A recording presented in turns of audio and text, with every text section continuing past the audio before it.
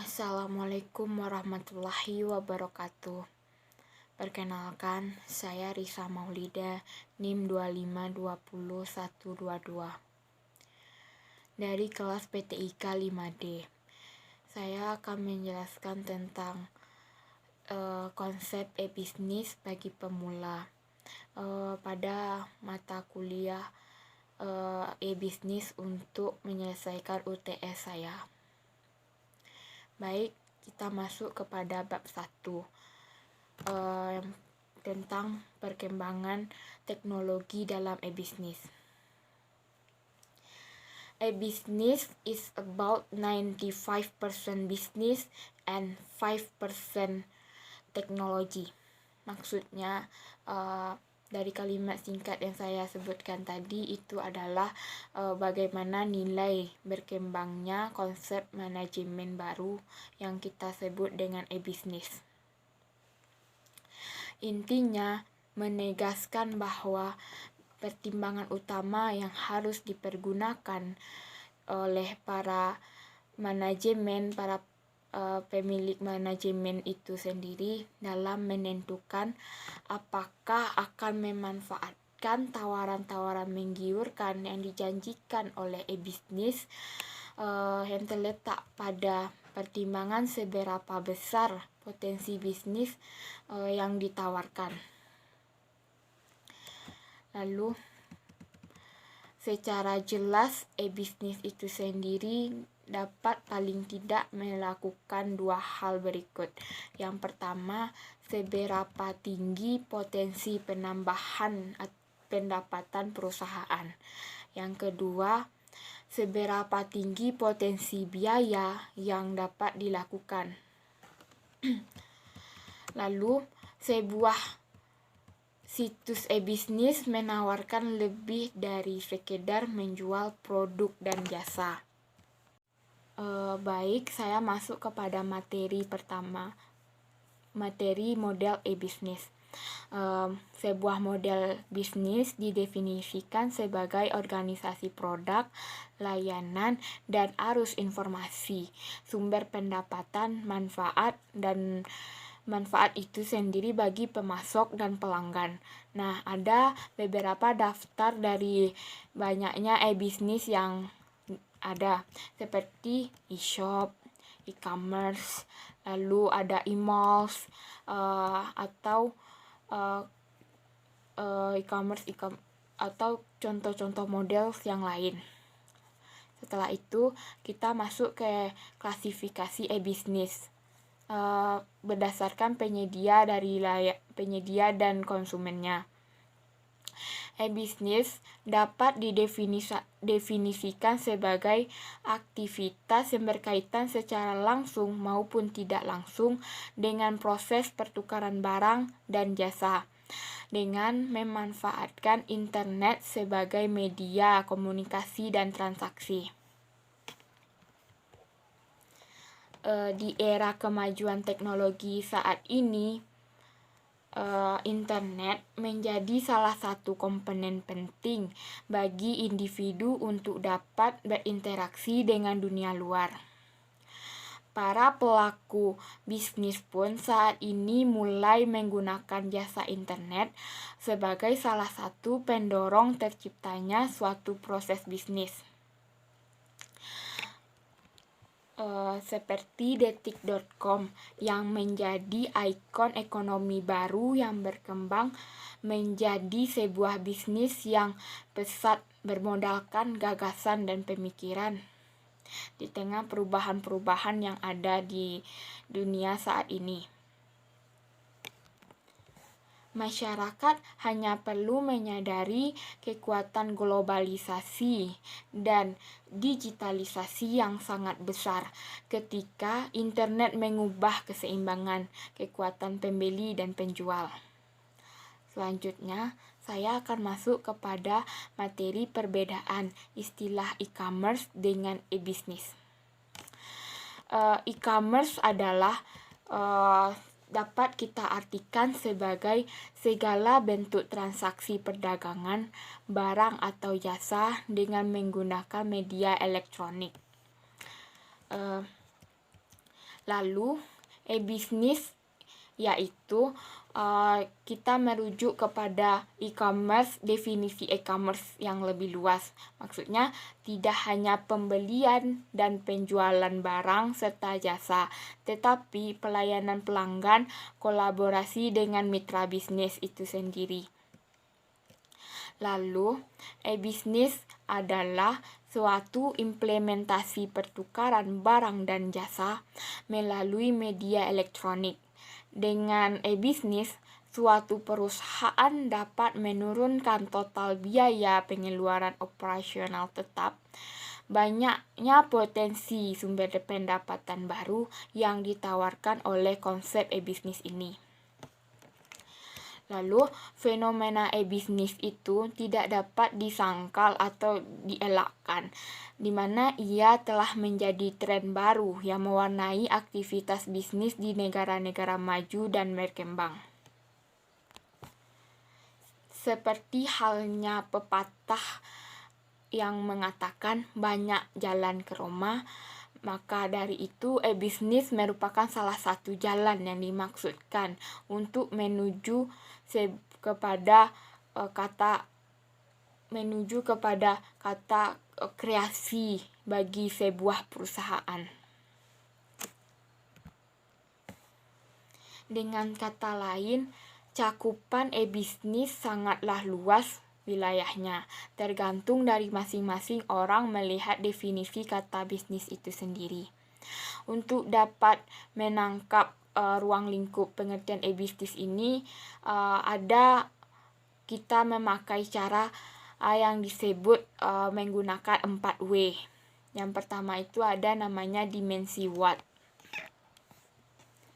Dimensi Watt di sini maksudnya adalah banyaknya orang yang mengira definisi e-bisnis itu sama dengan e-commerce. Padahal sebenarnya pengertian e-bisnis ini jauh lebih luas dibandingkan e-commerce.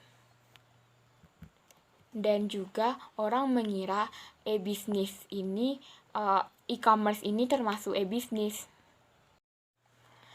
Lalu saya akan masuk ke dimensi W yang kedua, yaitu who. Siapa saja yang terlibat di dalam e-bisnis? Nah, semua pihak yang melakukan interaksi dalam sebuah sistem bisnis atau serangkaian proses bisnis, nah itu merupakan ruang lingkup dari e-bisnis. Jadi itu termasuk kepada yang terlibat di dalam e-bisnis itu sendiri. Lalu yang ketiga ada where. Hampir semua orang mempertanyakan di mana sebenarnya kegiatan bisnis itu dilakukan.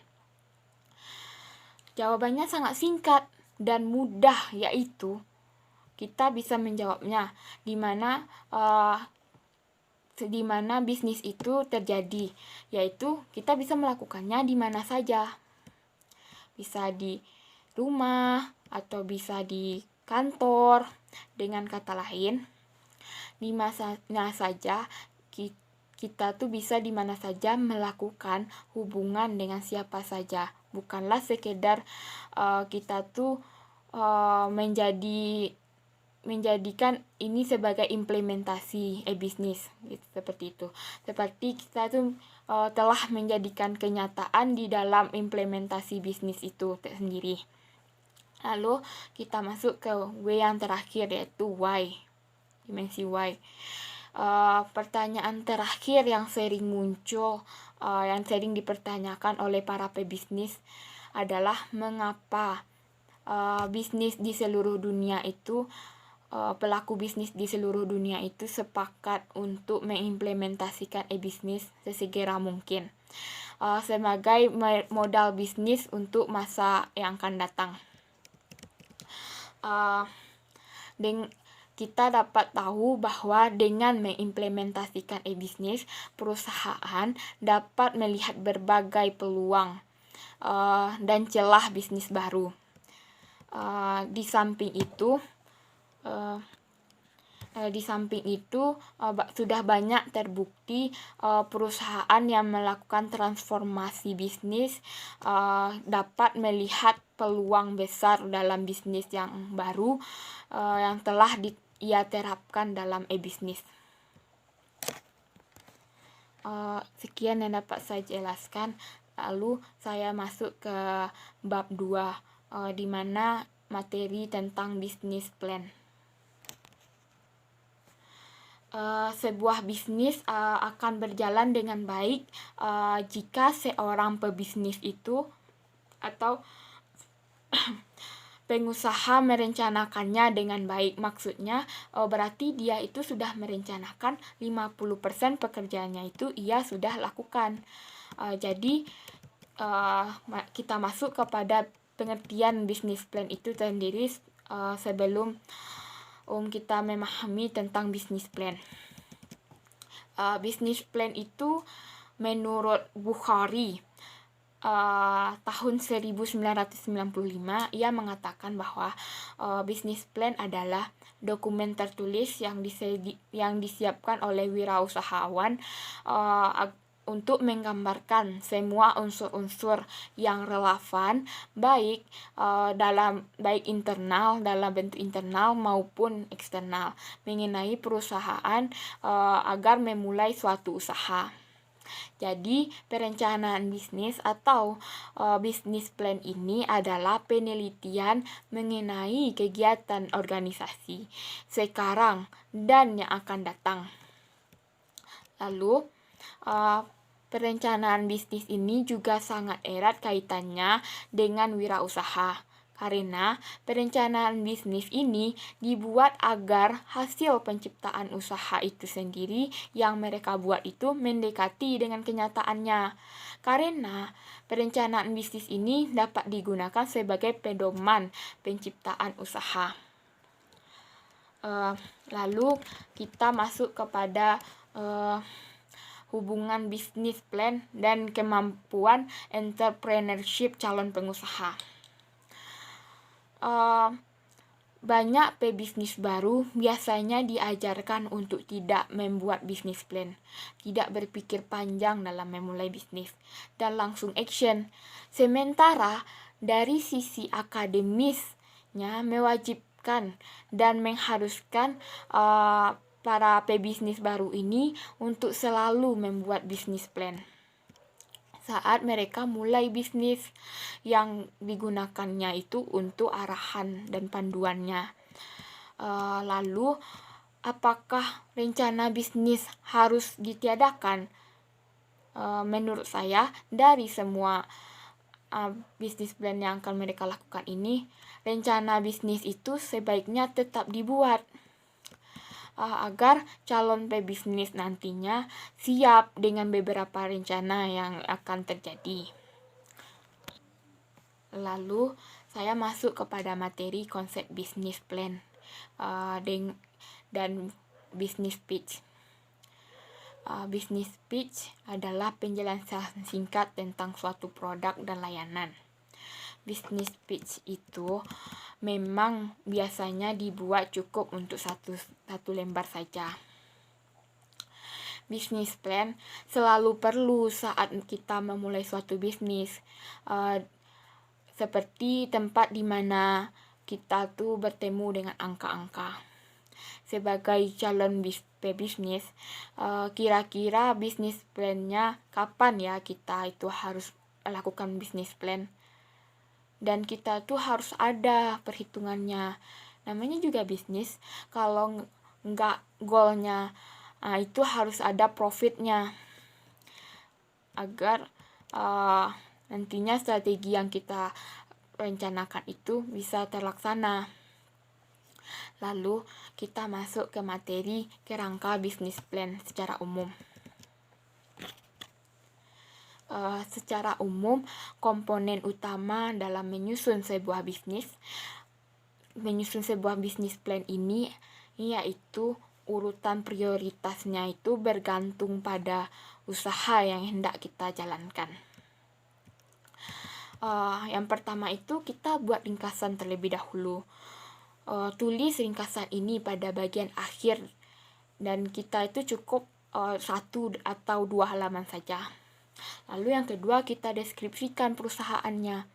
kita rencanakan awal pendiriannya, kita tahu dokumen pendirian, sejarah perusahaannya. Lalu yang ketiga kita produk atau layanan. Kita jelaskan apa yang akan kita jual dan kita tuh fokus kepada manfaat pelanggan. Yang keempat, kita analisis pasar. Kita harus mengetahui pasar kita tuh kebutuhan pelanggan, di mana mereka, bagaimana kita bisa menjangkau mereka di pasar, menjangkau pasar tersebut. Lalu yang kelima adalah strategi dan implementasi. Itu tuh dijadikan spesifik. Maksudnya kita sertakan manajemen untuk bertanggung jawab atas waktu pelaksanaan dan anggaran. Jadi kita atur strategi terlebih dahulu dan kita implementasikan. Lalu yang keenam ada tim manajemen. Kita sertakan latar belakang anggota manajemen inti kita, tim kita tersebut, dan kita rincikan. Lalu yang ketujuh, rencana keuangan.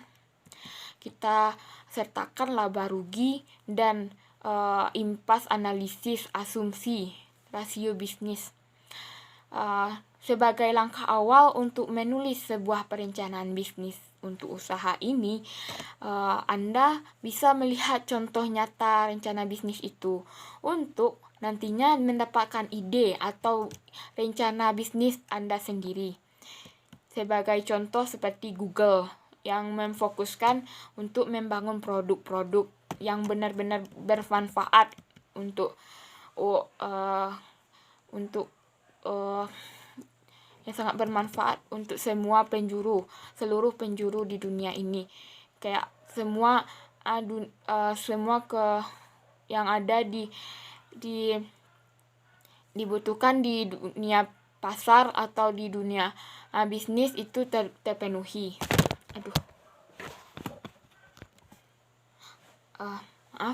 Lalu kita masuk ke materi selanjutnya, 4 tahapan evolusi e-bisnis. Ada 4 tahapan yang dapat dijadikan pegangan atau panduan bagi perusahaan yang ingin melakukan evolusi bisnis. Yang keempat tahapan itu diberi istilah sebagai yang pertama ada namanya tahap inform. Pada tahapan ini biasanya yang terjadi adalah dengan munculnya atau adanya unit-unit kecil di dalam perusahaan yang mulai mencoba membangun program-program kecil berbasis internet. Contohnya adalah pengembangan homepage yang menampilkan profil organisasi di sebuah internet. Walaupun manfaat yang diperoleh tidak begitu signifikan, tetapi value terbesar yang diperoleh adalah mulai memperkenalkannya konsep e-bisnis yang paling sederhana kepada karyawan-karyawan perusahaan. Yang kedua, ada tahap automate. Tahapan ini mencoba untuk mengintegrasikan beberapa unit di dalam perusahaan yang masing-masing telah mengimplementasikan konsep kecil dari e-bisnis. Yang menjadi dasar penggabungan ini biasanya adalah sebuah rangkaian proses yang saling berhubungan. Lalu, contohnya adalah proses pengajuan anggaran dari masing-masing unit ke divisi keuangan. Value yang dituju pada tahapan ini adalah efektivitas, yaitu sebuah hal yang ada pada awalnya itu sangat sulit untuk dilakukan, tetapi dengan adanya aplikasi e-bisnis ini, hal-hal baru dapat dilakukan oleh perusahaan. Yang ketiga, kita masuk kepada tahap integrate. Tahapan selanjutnya ini dari pengembangan aplikasi e-bisnis adalah mengintegrasikan proses bisnis perusahaan dengan perusahaan-perusahaan lain yang ada di luar perusahaan kita. Bedanya dengan automate, integrate ini lebih lebih menekankan kepada target efektivitas. Pada integrate, tujuan utamanya perusahaan itu adalah meningkatkan dan mengembangkan kinerja perusahaannya secara signifikan. Contoh yang sering dipakai untuk mengilustrasikan tahapan ini adalah aplikasi yang dimiliki oleh Federal Express. Memungkinkan pelanggan melalui internetnya itu dapat melacak suatu pengiriman paket di mana value terbesar yang diperoleh perusahaan di sini adalah meningkatnya keunggulan kompetitif, hal yang membedakan perusahaan dengan para pesaing-pesaingnya. Lalu kita masuk kepada tahapan terakhir, yaitu tahapan reinvent. Tahapan terakhir dalam evolusi ini dapat secara efektif diimplementasikan jika ada perubahan-perubahan mendasar dari manajemen perusahaan, terutama yang berkaitan dengan cara yang mereka lihatkan pada bisnis yang mereka kembangkan. Tahapan ini dinamakan sebagai reinvent, karena perusahaan yang telah memiliki pengalaman sukses menerapkan konsep e-bisnis pada 3 tahap sebelumnya, dengan berpedoman pada peluang-peluang usaha baru yang ditawarkan oleh e-bisnis itu. Lalu, hal yang perlu diperhatikan pada tahapan ini adalah bahwa perusahaan tidak dapat menerapkan konsep e-bisnis murni tanpa ada hubungan dengan jejaring dan mitra bisnis yang lain. Lalu, kita masuk ke materi selanjutnya, yaitu materi langkah awal dalam kita menjalankan e-bisnis. Yang pertama, kita melakukan brainstorming. Istilah brainstorming mungkin istilah yang paling sering digunakan. Dan juga tetapi teknik ini paling tidak banyak yang dipahami. Maksudnya orang menggunakan istilah brainstorming ini untuk mengacu pada proses agar menghasilkan ide-ide baru untuk memecahkan masalah. Teknik brainstorming ini adalah teknik untuk menghasilkan gagasan yang mencoba mengatasi segala hambatan dan kritikan yang ada. Brainstorming ini sering digunakan dalam diskusi kelompok untuk memecahkan masalah bersama. Brainstorming dapat juga digunakan secara individual. Lalu, adapun ketentuan dasar dari brainstorming itu yang pertama, tunda keputusan. Jangan melakukan kritik terhadap setiap gagasan yang muncul. Nah, gagasan dipilih setelah sekian banyaknya gagasan yang dilontarkan. Lalu, yang kedua itu munculkan sebanyak mungkin gagasan. Gunakan gagasan-gagasan yang aneh dan lucu untuk merangsang gagasan-gagasan yang lebih baik lagi, gagasan-gagasan lain yang lebih baik yang bermunculan nantinya. Lalu ada cara efektif untuk kita melakukan brainstorming ini. Yang pertama, kita menentukan dulu tujuan kita melakukan brainstorming secara jelas, singkat, dan sederhana. Yang kedua, mencari tempat yang nyaman untuk melakukan brainstorming ini. Yang ketiga, merekam hasil brainstorming. Yang keempat, jika suasana mulai kaku, lebih baik melakukan pemanasan, icebreaker. Lalu, yang kedua, kita melakukan survei offline dan online. Sebelum mengadakan survei offline ke lokasi, sebaiknya tim mengajukan surat pengantar dan proposal terlebih dahulu, agar saat survei nanti tidak ada permasalahan yang bermunculan. Pada survei online, tiap anggota kelompok dari perusahaan bertugas untuk mengunjungi website perusahaan sejenis dengan perusahaan yang akan didirikan, dengan tujuan mencari gambaran tentang pesaing-pesaing mitra atau yang lainnya. Lalu, Yang ketiga itu kita menentukan nama dan logo perusahaan beserta filosofinya. Setelah kelompok sudah memiliki tujuan yang jelas mengenai usaha yang akan dibentuk, sebaiknya tim segera menentukan nama perusahaan beserta logo perusahaannya yang memiliki makna filosofis, mewakili tujuan dari tim atau perusahaan tersebut. Lalu yang keempat, kita masuk kepada yang keempat itu melakukan kerjasama dengan pengusaha lain atau UKM lain. Melakukan usaha atau menjadi seorang pengusaha tidak harus melakukan produksi. Nah, jika dirasakan biaya operasionalnya masih terlalu tinggi, untuk melakukan produksi itu sebaiknya kita pengusaha ini sebaiknya ditunda dulu keinginan kita tersebut, karena dapat saja menjadi pemborosan untuk perusahaan kita. Setelah itu gimana caranya kita untuk melakukannya? Nah, kita cari pencarian mitra usaha dulu yang kita lakukan untuk membuat jaringan usaha itu semakin luas. Nah, agar nantinya kita tidak menanggung biaya produksi terlalu besar. Setelah itu, kita yang kelima mempersiapkan katalog produk kita. Katalog produk sebaiknya dipersiapkan secara detail.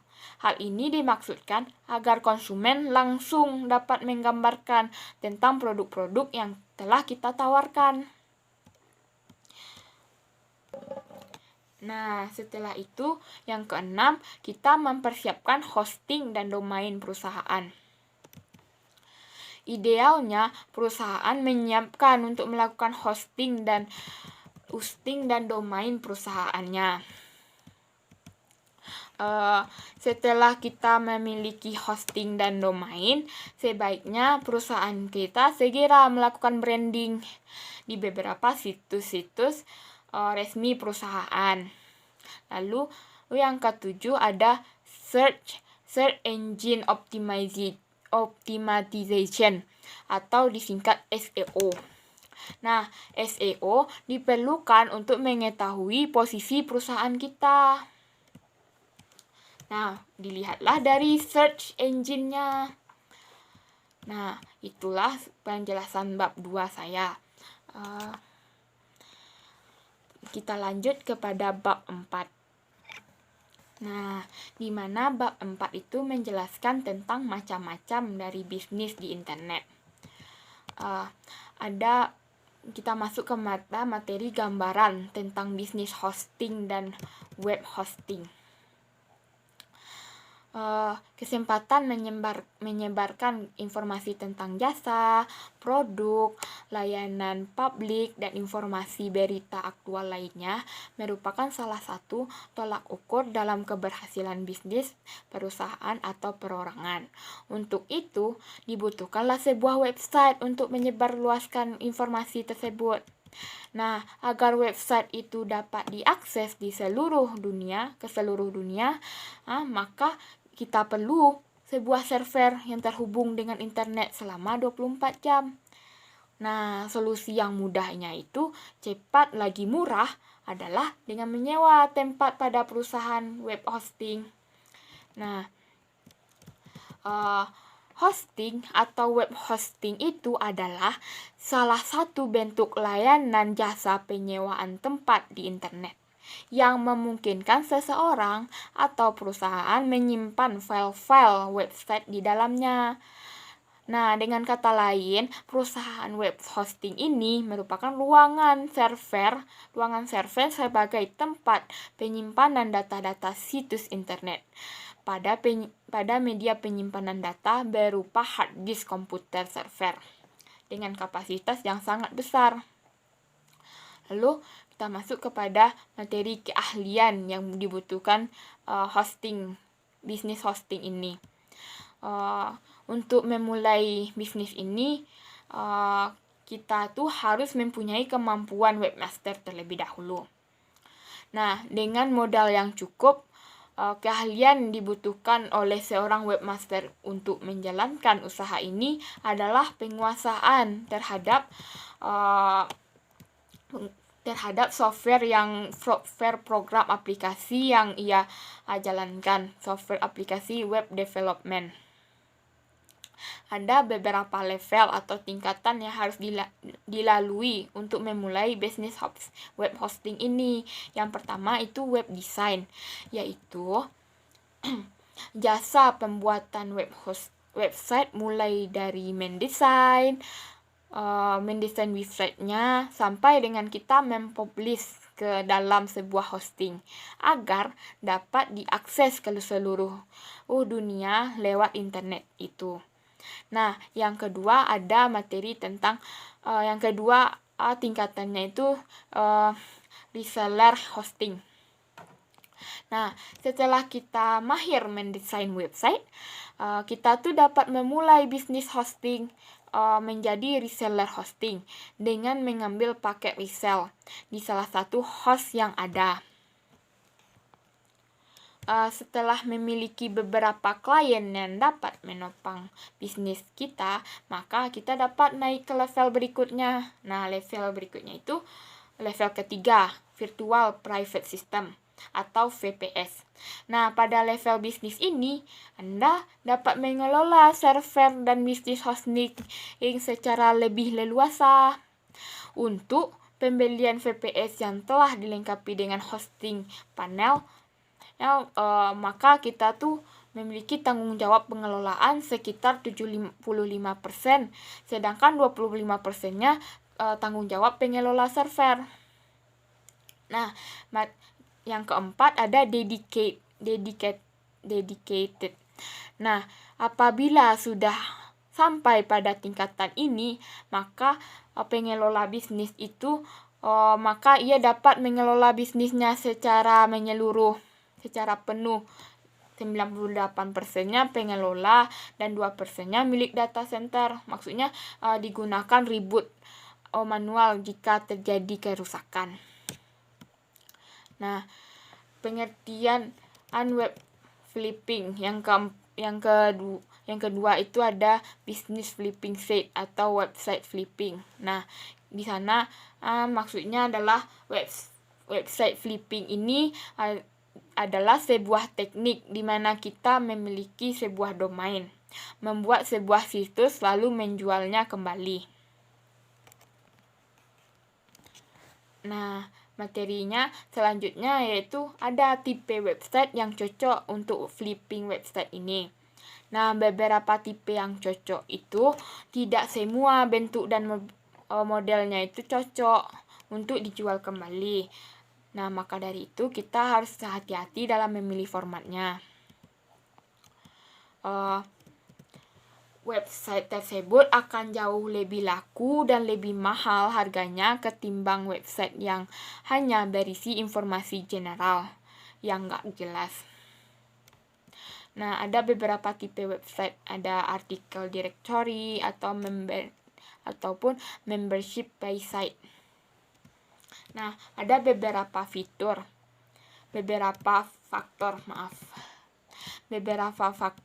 yang perlu kita perhatikan agar website yang kita flip bisa dipilih bisa lebih mahal harganya daripada yang general yang biasa.